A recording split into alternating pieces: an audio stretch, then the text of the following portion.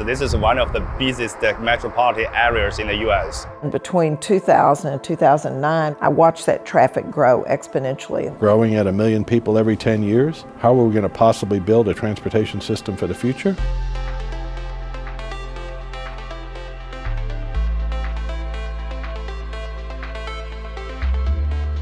Managed lanes are LBJ in Dallas, and then NTE 1, 2, and NTE 3, which are both in Fort Worth. They all came to be as part of a P3 program that came to fruition back in 2009 and later.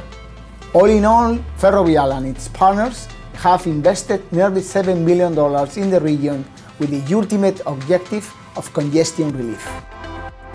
Those are the connectors between the two cities. Those are really the corridors where people connect for their work and for their pleasure.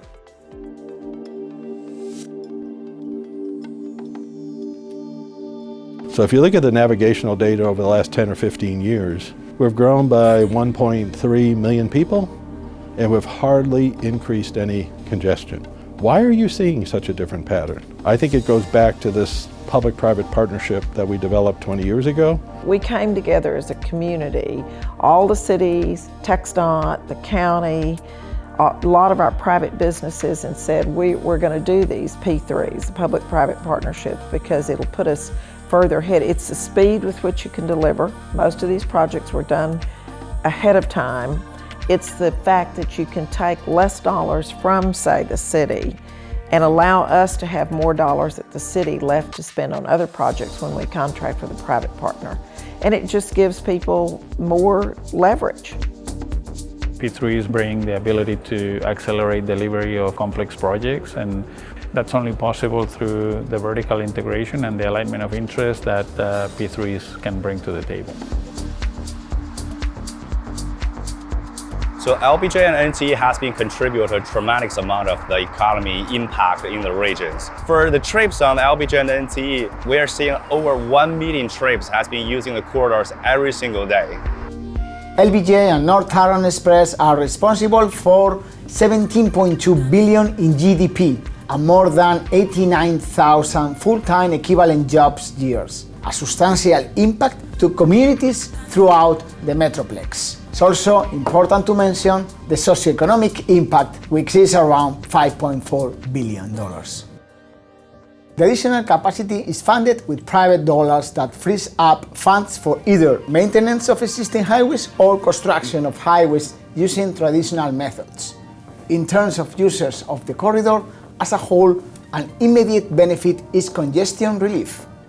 The users of the free lanes also benefit from the additional capacity that is funded by the users of the express lanes.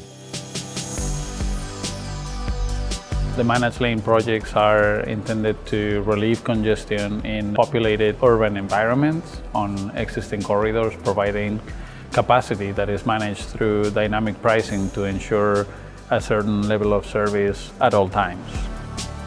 As part of the capacity expansion, typically 2 toll managed lanes per direction are added in the median. The ultimate objective of this additional capacity is to have a portion of the highway to be congestion-free at all times. And the way to do that is through dynamic pricing. Dynamic pricing essentially adjusts and controls the demand and ensures free flow at all times in the managed lanes. So basically, we look at real time the traffic speed and the volume and the travel time saved on managed lanes. In simple terms, like when the traffic demand on managed lanes is high, the price is high. When the traffic demand is low, the price is low. As the vehicle drives through the gantry, there is lasers. The laser will, once the vehicle drives through the gantry, will trigger a vehicle's coming through. We need to set up a transaction. Safety is a big deal. All the managed lanes are monitored, and if there's an issue, you'll get help quicker on the managed lane. The purpose is to continuously monitor the roadway 24/7, 365, and we're looking for anything that could impact motorist safety or impact someone's commute.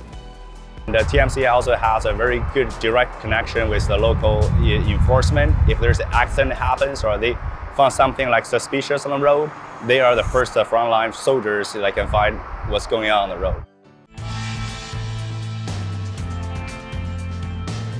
Our projects are allowing people to make their trips on time and ensure reliability in otherwise corridors where unpredictable travel times and large congestion was becoming a problem. People that are on them are generally a little safer drivers. It's higher speed, they're paying more attention, and it gets you where you're going so much faster. It is knowing that you are going to get from point A to point B in a specific amount of time, no matter how or what the congestion situation is like. The managed lanes have been a huge boon to solving that problem.